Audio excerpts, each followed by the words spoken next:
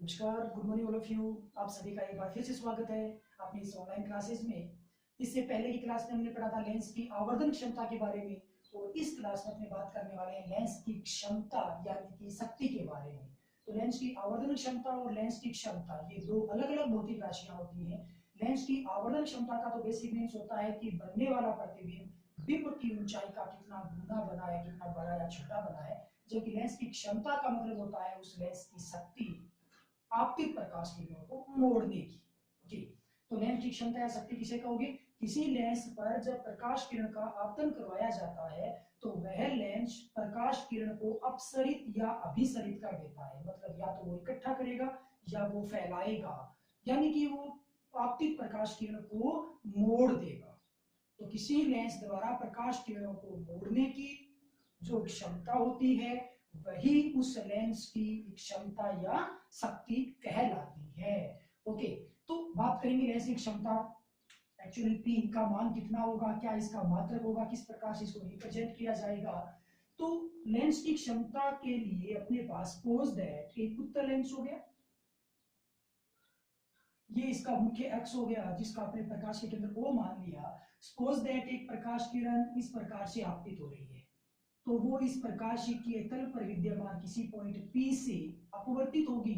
और मान लिया इस उत्तल लेंस का फोकस पॉइंट ये है कैपिटल F, मुख्य फोकस पॉइंट। तो ये जो मुख्य एक्स के समांतर प्रकाश किरण आ रही है वो इस प्रकार से और मुख्य फोकस पॉइंट से गति करेगी या निर्गत हो जाएगी। तो एक्चुअल में यदि ये लेंस नहीं होता तो ये प्रकाश किरण सीधी बिल्कुल इस प्रकार से जाती, परंतु अब ये एक लेंस के द्वारा अपसरित अभिसरित हो चुकी है, विचलित हो चुकी है। तो ये जो एंगल आता है वो इस प्रकाश किरण का विचलन कोण हो गया। तो इस उत्तल लेंस ने आपतित प्रकाश किरण को मूल मार्ग से विचलित कर दिया, और आपतित प्रकाश किरण को विचलित करने की जो क्षमता होगी वही उस लेंस की क्षमता या शक्ति कहलाएगी। इसी प्रकार यदि आप अवतल की बात करते हो तो अवतल लेंस सपोज दैट कुछ इस प्रकार से है, ये इसका मुख्य एक्स हो गया, प्रकाश के केंद्र ले लिया, और एक प्रकाश किरण इस प्रकार से आपतित होती है।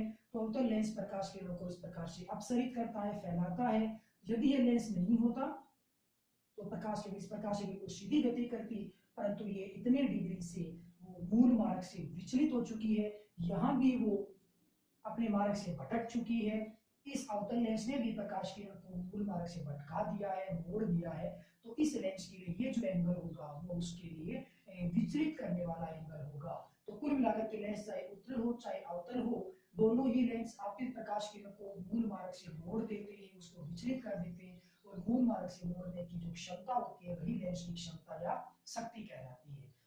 तो लेंस की जो क्षमता या शक्ति होती है वो उस लेंस की फोकस दूरी पे डिपेंड करती है, और लेंस की शक्ति का जो मान होता है या क्षमता का जो मान होता है वो उस लेंस की फोकस दूरी के व्युत्क्रम के तुल्य होता है। मतलब कि P का जो मान होगा वो उस लेंस की फोकस दूरी के व्युत्क्रम के तुल्य होगा। तो P बराबर 1/f होगा। कैसे, इसको समझने की कोशिश करते हैं। जैसे अपने पास ये एक उत्तल लेंस है, सपोज दैट मैं रफली इसका एक एंगल को मान लेता हूं, लगभग मान लो ये 45 डिग्री है, रफली आइडिया ले लिया, जिसकी फोकस दूरी लगभग इतनी है ओ से लेके एफ तक। तो एक और अपने उत्तल लेंस ले लें जिसकी फोकस दूरी आप इसकी तुलना में ज्यादा रखो। तो ये इसका प्रकाश केंद्र O हो गया, इसका मैं फोकस पॉइंट यहाँ पे ले लेता हूँ, तो जाहिर सी बात है कि हम देख सकते हैं कि ये जो फोकल लेंथ होगी वो इसकी तुलना में ज्यादा होगी। तो फिर एक प्रकाश केंद्र का आपने आपतन करवाएं मुख्य एक्स के समांतर, तो ये प्रकाश के मुख्य फोकस पॉइंट से गुजरेगी कुछ यहाँ से और इस प्रकार। तो यहाँ पे भी लेंस नहीं होता तो ये प्रकाश केंद्र इस प्रकार से जाती। तो ये जो एंगल है ये एंगल लगभग रफली बात करें तो 30 डिग्री के आसपास हमें प्रतीत होगा। तो यहाँ पे जो एंगल बन रहा है वो 45 डिग्री है, और यहाँ पे जो लगभग एंगल बन रहा है वो 30 डिग्री है। कहने का मतलब यहाँ पे प्रकाश किरण को अधिक एंगल पर मोड़ा गया है, जबकि इसकी फोकस दूरी का मान कम है।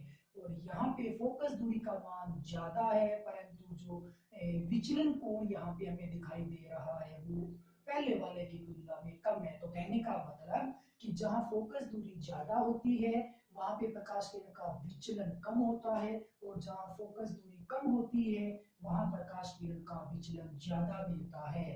तो कहने का मतलब कि जो लेंस जितना ज्यादा प्रकाश किरण को मोड़ने की क्षमता रखेगा, उस लेंस की शक्ति या क्षमता का मान उतना ही अधिक होगा।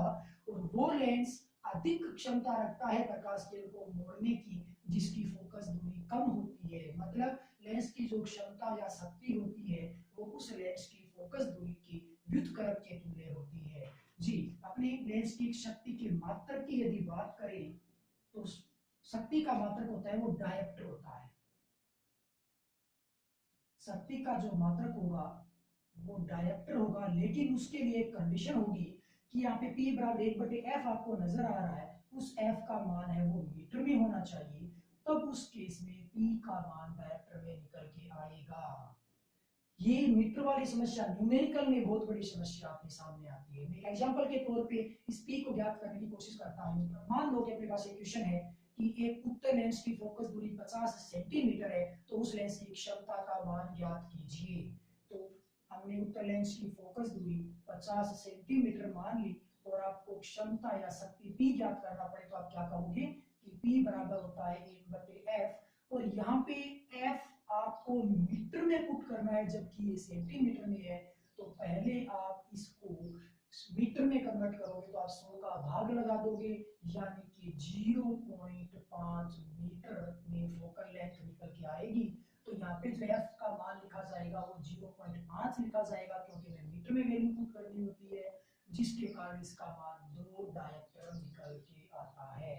तो उस लेंस की जो शक्ति होती है वो 2 डायप्टर होगी। कुछ बच्चे यहाँ पे क्या करते हैं कि यहाँ पे 1/50 ले लेते हैं, जो कि उसके लिए गलत आंसर होता है।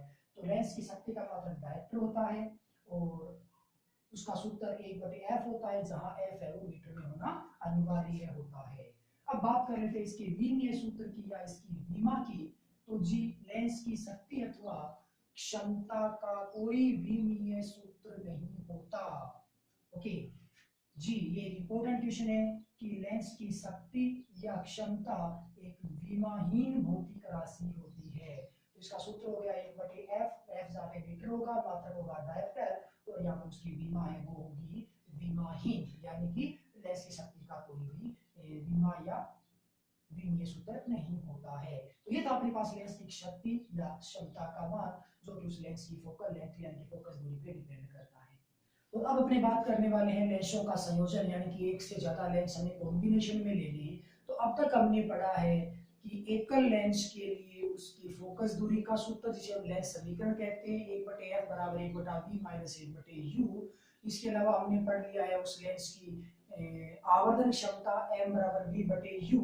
और अभी अभी हमने पढ़ा था लेंस की शक्ति या उसकी क्षमता, यानी कि P बराबर 1/f। अब हम क्या करेंगे, एक से अधिक लेंसों को लेंगे और उन लेंसों को आपस में जोड़ेंगे और उसके कारण फिर हम बारी बारी से लेंस समीकरण प्राप्त करेंगे, आवर्धन क्षमता को देखेंगे और जो परिणामी लेंस बनेगा लेंसों के संयोजन के पश्चात उसकी शक्ति या क्षमता के बारे में समझेंगे। तो पहले मैं छोटी सी बात आपको और बता दूं कि अभी अभी हमने पढ़ा था लेंस की क्षमता या शक्ति के बारे में। तो उत्तल लेंस की क्षमता धनात्मक होती है, यानी कि P का मान पॉजिटिव होता है। क्यों होता है? क्योंकि उत्तल लेंस के लिए जो P का सूत्र होता है 1/f, f यहाँ पे मीटर में है, उत्तल लेंस के लिए f का मान धनात्मक होता है। अवतल लेंस के लिए P का मान ऋणात्मक आता है, क्योंकि अवतल लेंस के लिए जो f होता है, मुख्य फोकस दूरी होता है, वो ऋणात्मक होता है। अतः उत्तल लेंस के लिए अपने पास शक्ति का मान धनात्मक होगा, जबकि अवतल लेंस के लिए शक्ति का मान ऋणात्मक होगा। चलिए आइए बात करते हैं लेंसों के संयोजन की। तो सबसे पहले अपने पास ये एक उत्तल लेंस हो गया जिसका ये मुख्य एक्स हो गया, ये हमने प्रकाश के केंद्र मान लिया O1। यहाँ पे हम एक बिंब को रखेंगे बिंदु A पर, इसका प्रतिबिंब बनाने की कोशिश करते हैं। तो और इसकी फोकस दूरी मान ली हमने f1, फोकस दूरी का ये कोई एक लेंस है और इस लेंस को हमने नाम दे दिया L1, यानी कि लेंस फर्स्ट। तो एक प्रकाश किरण A से निकलेगी, O1 की ओर जाएगी। ये प्रकाश किरण प्रकाश के केंद्र से गुजरती है, तो बिना विचलित हुए बिल्कुल सीधी निकल जाती है कुछ इस प्रकार से। ओके, एक प्रकाश किरण कुछ इस प्रकार से आपतित होती है इस लेंस के ऊपर, तो ये प्रकाश किरण अभिसरित होगी और इस प्रकार से गति करेगी। तो यहाँ पे एक अपवर्तित किरण एक अपवर्तित किरण यहाँ पे आके मिलेंगी, तो यहाँ पर एक प्रतिबिंब का निर्माण होगा जिसको मैंने नाम दे दिया बी डैश पॉइंट। ओके, तो बी डैश पे प्रतिबिंब बना है। तो ये अपने पास एक पहला लेंस हो गया L1 जिसकी फोकस दूरी f1 है, जिसके लिए बिंब दूरी की मैं बात करूं तो इसके लिए बिंब है वो बिंदु A पे है, तो इसके लिए बिंब दूरी का जो मान होगा वो u बनेगा, वो 1 से लेके a तक की दूरी होगी। और प्रतिबिंब दूरी की बात करूं तो ये बन जाएगा O1 से लेके b डैश तक, और इसको मैं नाम दूंगा v डैश। ओके, तो बिंब दूरी, प्रतिबिंब दूरी और फोकस दूरी जो कि हमने f1 मान रखी है। अब सबसे पहले हम इस लेंस के लिए लेंस समीकरण अप्लाई करेंगे। तो लेंस समीकरण क्या बन जाएगा? लेंस समीकरण होता है 1/f बराबर 1/v माइनस 1/u। यहाँ पे f के स्थान पे वैल्यू आएगी f1 इज इक्वल 1/v होता है, लेकिन v के स्थान पे प्रतिबिंब दूरी हमने माना है v डैश, तो यहाँ पे आएगा v डैश माइनस होता है 1/u, और u के स्थान पे यहाँ पे u ही है। तो ये अपने पास इस पहली कंडीशन के लिए L1 लेंस के लिए लेंस समीकरण है वो अप्लाई हो चुकी है।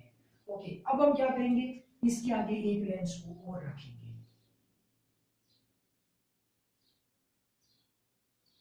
इस प्रकार से हमने एक लेंस और ले लिया जिसकी फोकस दूरी f2 है और लेंस का जो नाम हो गया वो N2 दे दिया। ओके, तो इसका प्रकाशिकीय केंद्र है वो यहाँ पे है O2।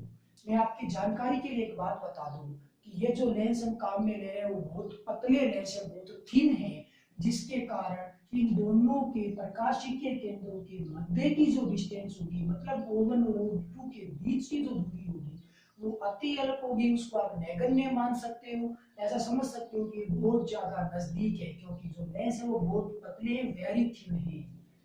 तो अब इस लेंस की अपनी बात करें, दूसरे लेंस की L2 की, इस L2 पर एक प्रकाश किरण यहां से चलती है और इस दूसरे लेंस पे आपतित होती है यहाँ पे, और ये प्रकाश किरण यहाँ इस प्रकाशिकीय तल से दोबारा से अपवर्तित हो जाएगी। तो मैं आपकी जानकारी के लिए बता दूं कि L2 पे जो आपतित किरण है वो यहाँ से चली और इस प्रकार से यहाँ तक आई है।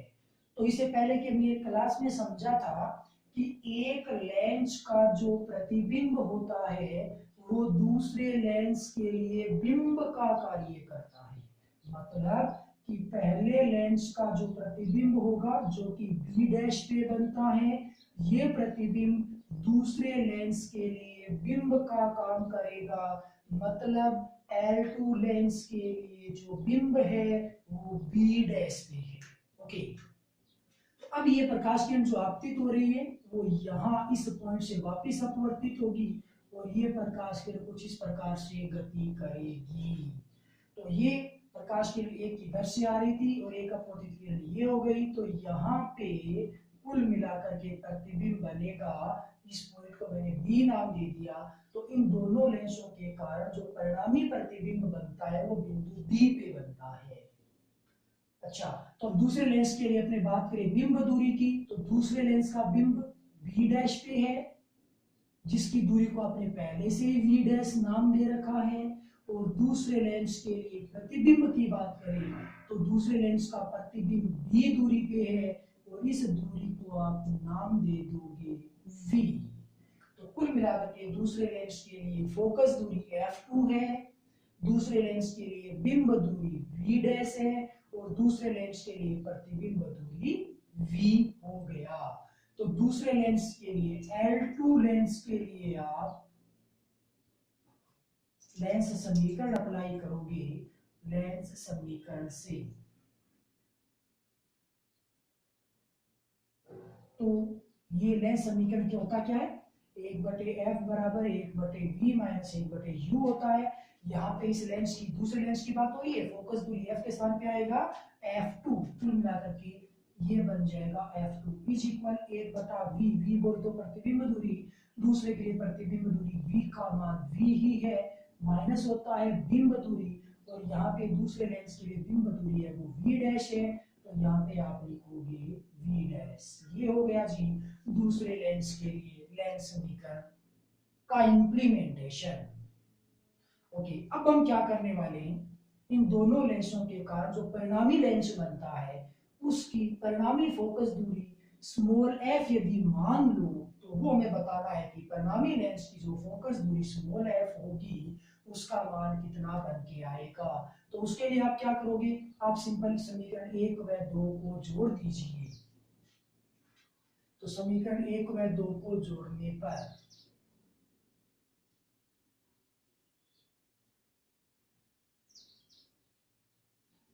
1 और 2 को जोड़ोगे तो 1/f1 plus 1/f2, f1 plus 1/f2 is equal, बराबर के बाद वाले पद आपस में जोड़ दो तो 1/v dash minus 1/u plus 1/v minus 1/v dash. तो पहला और चौथा पद आपस में कैंसिल हो जाएंगे, 1/f प्लस 1/f2 बराबर बचेगा, प्लस वाला पद में पहले लिख देता हूं 1/v माइनस 1/u। ओके, तो यहां तक अपने चल के आ चुके हैं। अब लेंस समीकरण क्या था, 1/f बराबर 1/v माइनस 1/u था। दोनों लेंसों को आपस में मिलाया तो एक परिणामी लेंस बना। परिणामी लेंस की फोकस दूरी को आपने f माना।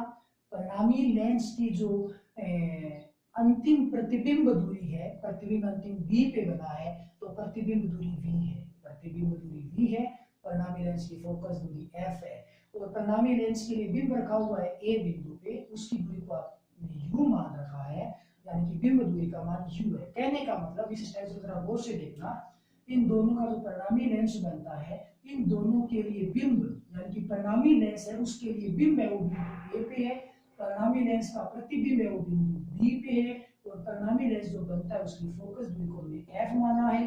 तो परिणामी लेंस के लिए समीकरण होता है 1/f बराबर 1/v माइनस 1/u। तो यहाँ पे आपको जो वैल्यू नजर आ रही है 1/v माइनस 1/u, उसके स्थान पे आप 1/f वैल्यू पुट कर सकते हो। तो ये समीकरण कुछ इस रूप में आ जाएगी, बराबर हो जाएगा 1/f। समीकरण नंबर 3 का मान कुछ इस प्रकार से निकल के आ गया। तो ये समीकरण नंबर 3 है, वो इसके द्वारा बनने वाले परिणामी लेंस की फोकस दूरी के सूत्र को रिप्रेजेंट करती है। और यहाँ पे यदि आप गौर से देखते हो तो परिणामी लेंस की जो फोकस दूरी होगी वो संयोजन में लगे सभी लेंसों की फोकस दूरियों के व्युत्क्रम के योग के बराबर होती है। परिणामी लेंस की फोकस दूरी संयोजन में लगे सभी लेंसों की फोकस दूरियों के व्युत्क्रम के योग के बराबर होती है। अब तो अपने यहाँ पे बात की थी केवल दो लेंस की, यदि दो से ज्यादा लेंस हो, मान लो n लेंस हो जिनकी फोकस दूरियां क्रम से f1, f2, f3, f4 इसी प्रकार से fn तक हो, तो आप इस समीकरण को किस प्रकार से पाओगे, यदि संयोजन में n लेंस हो तो ये समीकरण क्या बन जाएगा, 1/f बराबर प्राप्त होगा 1/f1, 1/f2, 1/f3, इसी प्रकार ये चला जाएगा 1/fn तक। तो ये अपने पास परिणामी सूत्र निकल के आ गया परिणामी लेंस की क्षमता का। अब बात कर लेते हैं परिणामी लेंस की शक्ति के बारे में। शक्ति के बारे में हम ये जानते हैं कि किसी भी लेंस की शक्ति का जो मान होता है वो उस लेंस की फोकस दूरी के व्युत्क्रम के तुल्य होता है। तो यहाँ पे जो f नजर आ रहा है वो परिणामी लेंस की फोकस दूरी है, इसका व्युत्क्रम परिणामी लेंस की शक्ति के तुल्य होगा, जिसको आप कैपिटल P नाम दे सकते हो लेंस की शक्ति।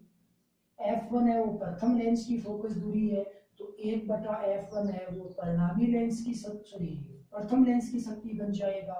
f2 दूसरे लेंस की फोकस दूरी है, तो ये क्या बन जाएगा, दूसरे लेंस की शक्ति। इसी प्रकार ये तीसरे लेंस की फोकस दूरी है, तो इसका व्युत्क्रम क्या बन जाएगा, तीसरे लेंस की शक्ति। इसी प्रकार एफ एन, एनवे लेंस की फोकस दूरी है, तो इसका व्युत्क्रम क्या बन जाएगा, एनवे लेंस की शक्ति।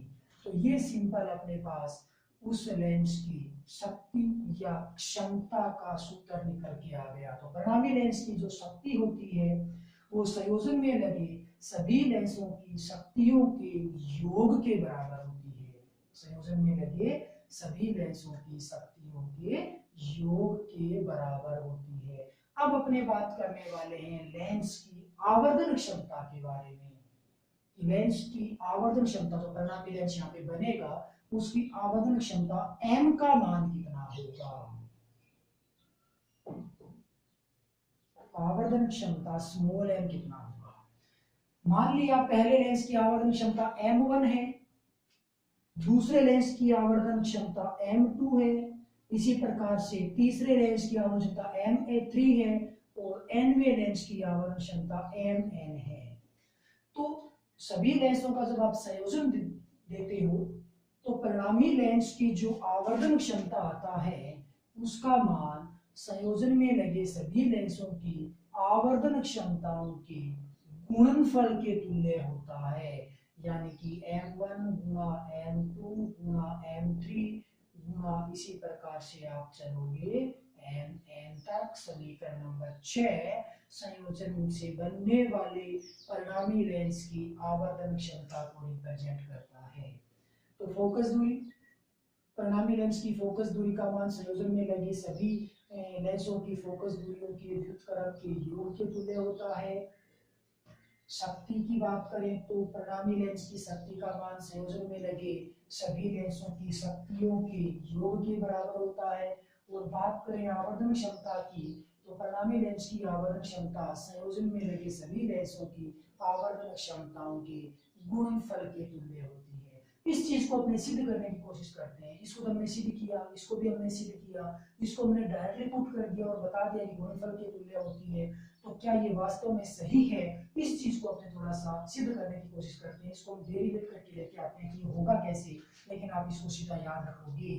तो चलिए बात करते हैं कि ये वैल्यू बनी कैसे।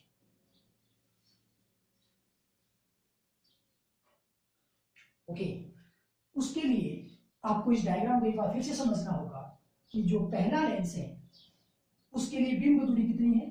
जैसे L1 लेंस है,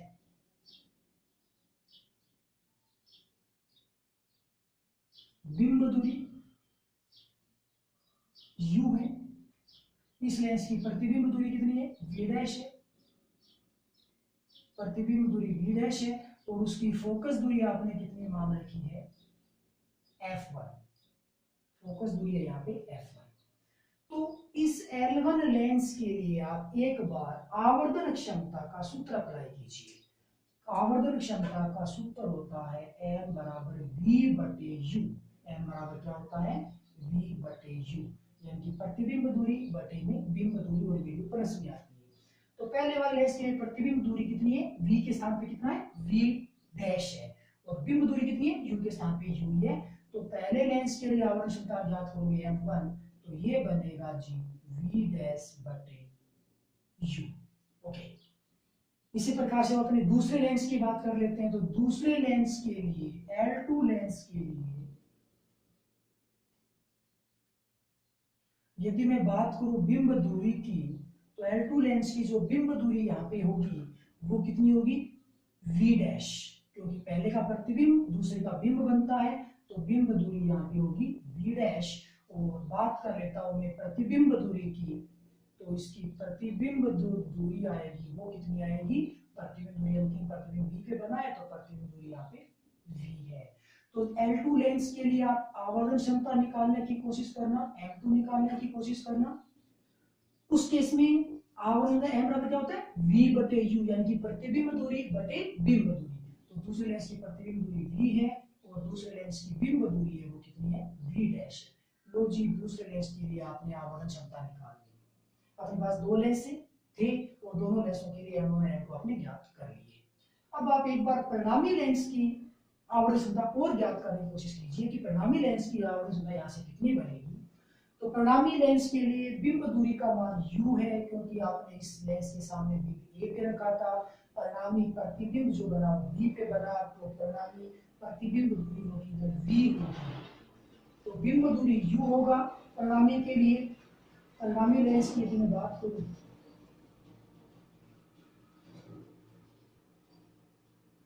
परिणामी लेंस के लिए जो बिंब दूरी होगा वो u होगा और प्रतिबिंब दूरी जो होगा वो आपका v होगा।